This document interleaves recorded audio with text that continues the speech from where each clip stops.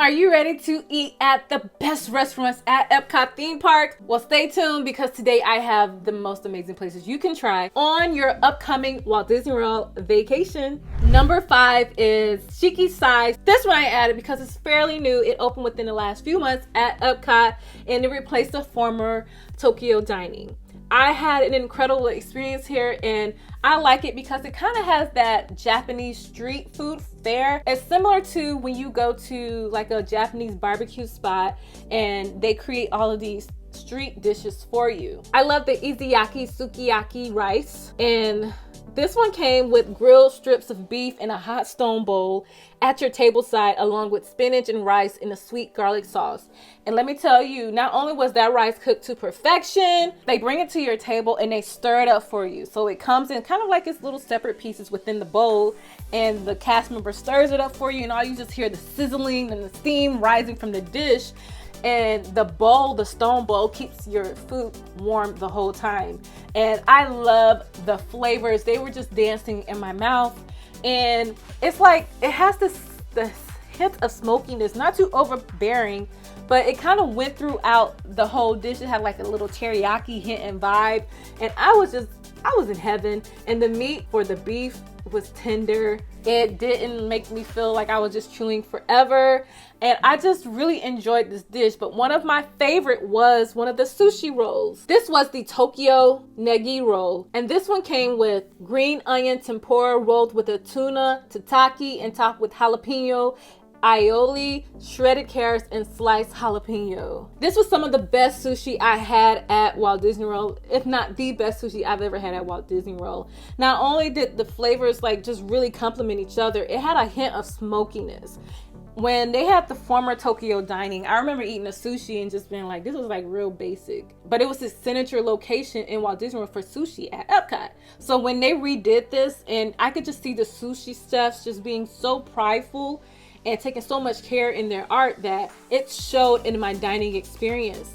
And while you're there, just enjoy the beautiful decor here. They have it like it's the Japanese celebrating the festivals of the seasons. And when you're there, you can go sit by the window where you can see, you know, the World Showcase Lagoon. But if you're sitting more interior, you'll see these screens that make you feel like you're sitting in a nice, cozy cafe in Tokyo, but then you can see the seasons and the nature outside of your window. It's beautiful, and if you stay there long enough, you will see the seasons change from fall to spring, summer, and even winter. I love it here, and it's a great addition to the Epcot theme park. Number 4 is the Rose and Crown Dining Room in the UK Pavilion. The Rose and Crown Dining Room is another magnificent Epcot restaurant that makes it in my top 5 pick.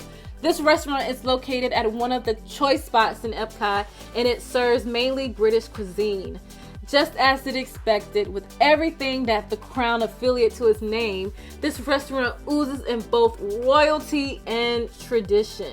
Some of the signature dishes at this restaurant include bangers and chips, the Scottish edge, the Welsh pub burger, shepherd's pie, and of course, fish and chips, because you cannot go to the UK Pavilion and not get the fish and chips. And while you're there, you can grab one of my favorite drinks, which is the Leaping Leprechaun or the classic Pim's Cup.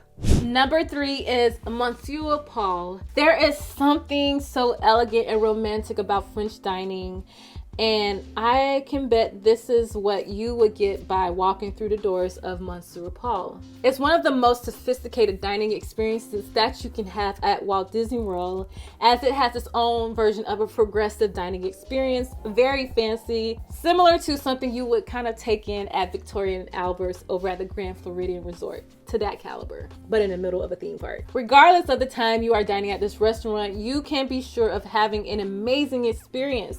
It has a chic design and look, and it's just what you would expect from a French restaurant, as it boasts some of the best wines that are available at Walt Disney World.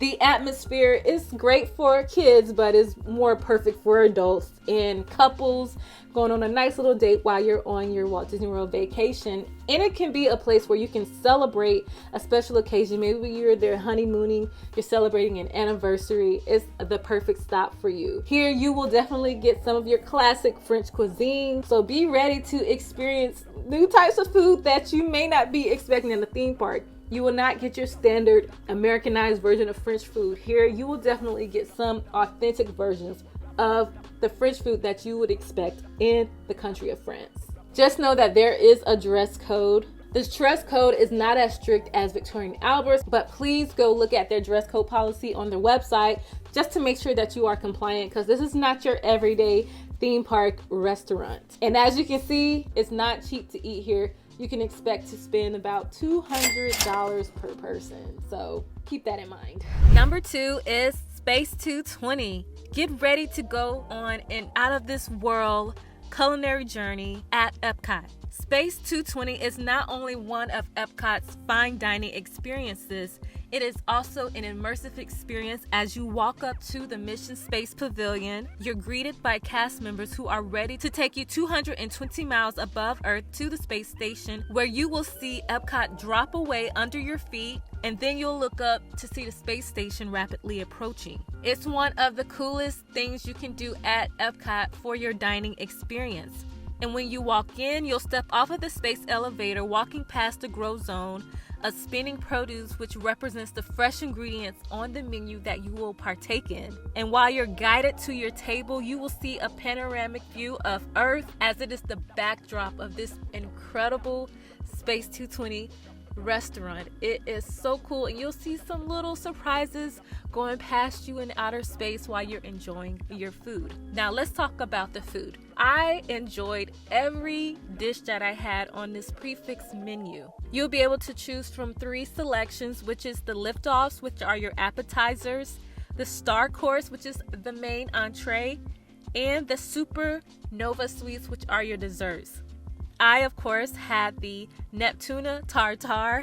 It was so good. The fish was so fresh, and it was drizzled with a little bit of avocado crema, the mango, the edamame, wonton crisp, and yuzu dressing.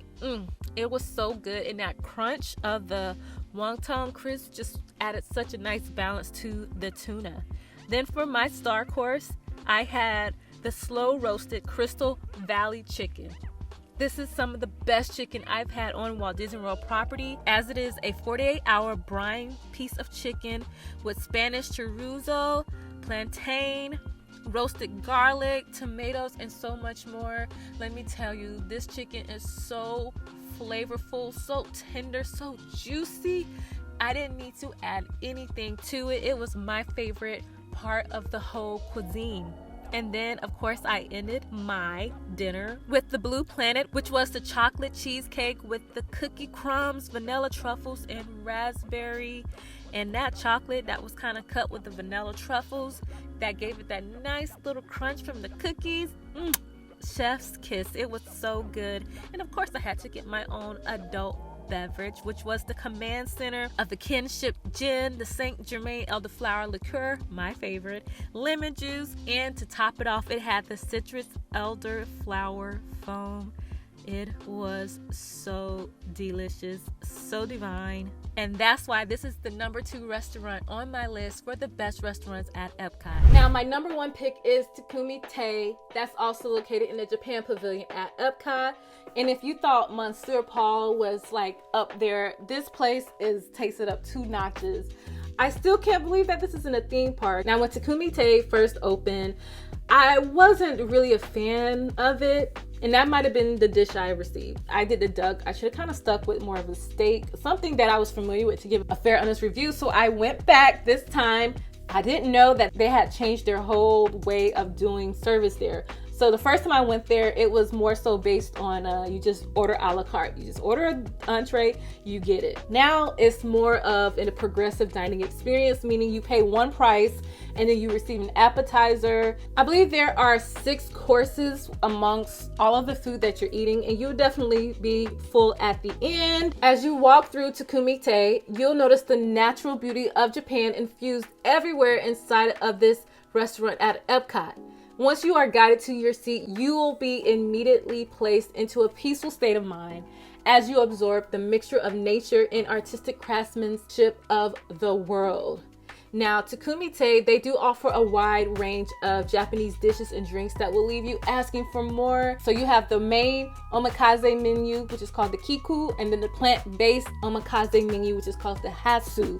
And as you can see, these are the different options that you will receive on your trip. Now, I'm no stranger to an omakase experience at dining, as I love the experiences here in Orlando, Florida. But when I went to Takumite, like I said before, I did not know they had changed the experience. So when I was getting all of my food coming out, I was like, wow, this is up there. This is up there as far as a pure Japanese experience of an omakase right here in the heart of Walt Disney World. And why aren't people talking about it? I will say that this is not for a beginner person in the cuisine of Japanese food, because it is really adventurous. I got there and every time my dish came out, I was like, okay, we're gonna do this. We're gonna do this. There were a lot of different flavors that were like, wow, I never had that flavor in my mouth. But there are ones that were so creative and I loved it, such as the lobster tempura, which was served with some creamy ponzu sauce and matcha salt. And then I enjoyed this delicious Japanese A5 Wagyu steak. Oh my God, let me tell you. It was so buttery. It was so creamy. It didn't need any salt. It was seasoned to perfection. And although it looks a little red right here on this video, there was nothing bloody about it. It was so amazing. But what really got me is at the end of my course, my whole dinner experience, I was treated with a delicious matcha tea ceremony. I didn't even know tea ceremonies existed. This is what you're getting in an Epcot restaurant at Walt Disney World. It's 5 stars. Incredible. But the only issue I would say that you may have is the cost. It is $250 per person. You still have to leave tip and you still have to have admission to the park. So this is definitely for one of those adult luxurious Walt Disney World vacations, that solo traveler, I'm living it up, treat myself vacation, or that couple celebrating honeymoon or an anniversary. It's that type of level, and that's why Takumite is the best restaurant at Epcot. Now let me know, what's your favorite restaurant at Epcot? Did it make the list? Leave it down in the comment section below. I will also leave you a full Epcot travel guide below in the comment section and also in the description, so that you can plan out your Walt Disney World vacation to the best of your ability. And until next time, happy park hopping hipsters. It's Shikisai Sushi Izakaya. Izakaya.